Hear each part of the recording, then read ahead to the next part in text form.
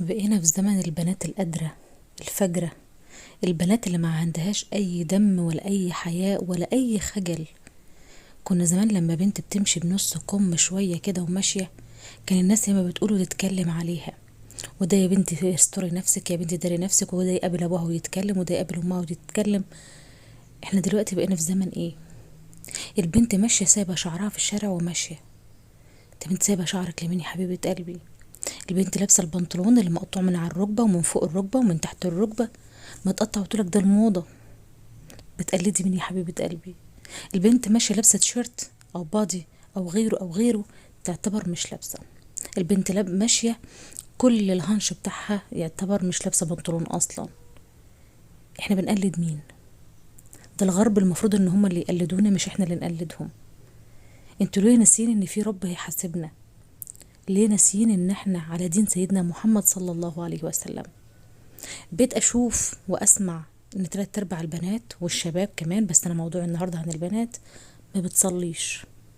يدوبك هي على الكوافير والباديكير والمانيكير. حتى البنات اللي في الارياف كمان اللي ما بيروحوش للكوافير، حتى تلاقي دايما مربيين ضوافرهم على الاخر، المانيكير على ضوافرهم. البنت اللي خارجه الدرس في اولى اعدادي وفي تانية اعدادي وفي تالتة اعدادي وفي ثانوي، تلاقيها حاطه مكياج كامل وعامله ميك اب كانها رايحه فرح، مش رايحه درس، مش رايحه تدرس. طب انت يا حبيبتي بتحطي لمين؟ بيجي هنا دور الام ودور الاب، وبالاكتر الام، لان الاب ممكن يكون بيطلع من الصبح ما بيجيش غير اخر اليوم، يعني مش شايف بنته وهي خارجه الدرس، وهو يدوب بيسيب المصروف وبيمشي. فين دور الامهات؟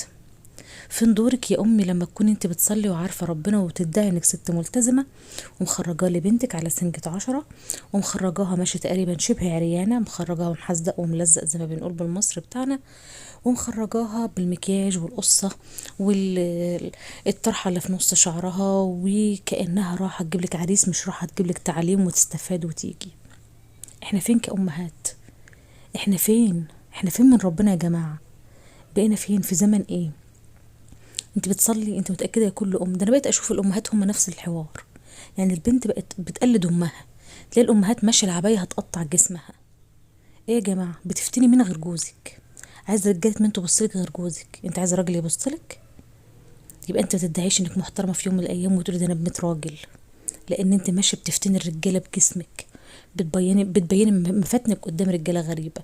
انت لو بتتقي ربنا في نفسك الاول ثم في جوزك، مش هتمشي بالطريقه دي. اللي خليكي تروح تشتري عبايه هتقطع جسمك، لا اشتريها انت واسعه، اشتريها واسعه تداري مفاتنك وتداري جسمك. هتقولي انا جسمي تخين وكده كده بيبان. في حاجه اسمها الخمار، الخمار في ايدنا انك تداري نفسك. صدقوني الست او البنت اللي عايزه تستر نفسها، والله العظيم لو هتجيب ايه وهتلبس ايه وهتعمل ايه، زي ما الواحده بتتفنن ان هي تظهر مفاتنها، وبتتفنن ان هي تطلع جميله قدام الرجاله اللي بره، وكل واحده شايله لي حواجبها خالص وعامله تاتو وعامله حنه وعامله. بتتجملوا لمين يا جماعه؟ بتتزينوا لمين؟ ليه لما تمشي في الشارع تخلي مليون راجل يبصلك وتاخدي ذنوب؟ هتستفيدي ايه؟ هتستفيدي ايه الا اذا كنت انت بقى انسانه مش مظبوطه ومش محترمه، وبالتالي بنتك هتراعيكي. كل بنت بتطلع شبه امها.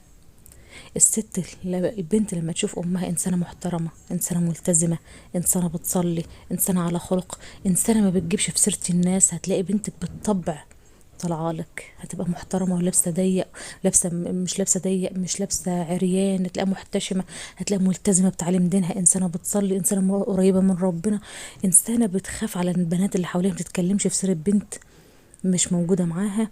هتلاقي بنتك طالعالك بالظبط. فاحنا عشان نعالج بناتنا لازم نعالج نفسنا احنا الاول، لازم ندور على نفسنا احنا الاول ونشوف احنا بقينا فين من ربنا، بقينا فين من ديننا، بقينا فين من رسولنا، بقينا فين من حيائنا وحفظنا لكرامتنا قدام حتى على الاقل نفسنا، قبل ما نكون بنصون جوازنا وبنصون حبنا لربنا. يا جماعة فوقوا، فوقوا. ما بقاش حاجة عن ان القيامة تقوم فوق يا جماعة. كل ام حافظة على نفسك، استوري نفسك واستوري بنتك، واقعدي بينك وبين نفسك وقولي انا بتجمل وانا خارجة بره المين. انت عارفة تدخلي على كل واحدة في البيت، اقسم بالله وانا مصدقة الكلام ده وواثقة منه مليون في المية، ان تدخلي على كل واحدة في البيت تلاقيها شعرها منكوش، وتلاقيها لابسة هدوم البيت اللي ريحتها بصل، وتلاقيها بهدوم اللي بتطلع بها للفراخ والكلام ده كله. بتبقى في البيت مش عايزة اقولك، لكن بره على سنجة 10. انا خارجه من بيتي يبقى سنجة 10، المكياج والبرفان والعباية اللي هتقطع جسمي وي وي وي وي. لمين؟ جوزك اللي طفحان الدم علشانك ما بتعملولوش كده. جوزك اللي قاعد صبع ال10 دم شمع وبيطلع من الصبح يتذل لده ولده والمدير واللي جنبه ولده ولده عشان يجيب لك قرش تصرفي عليه وعلى عيالك بالحلال. ايه المقابل اللي انت اديتهوله او اللي انت بتحسسيه بيه؟ ان انت كده. استودعكم الله.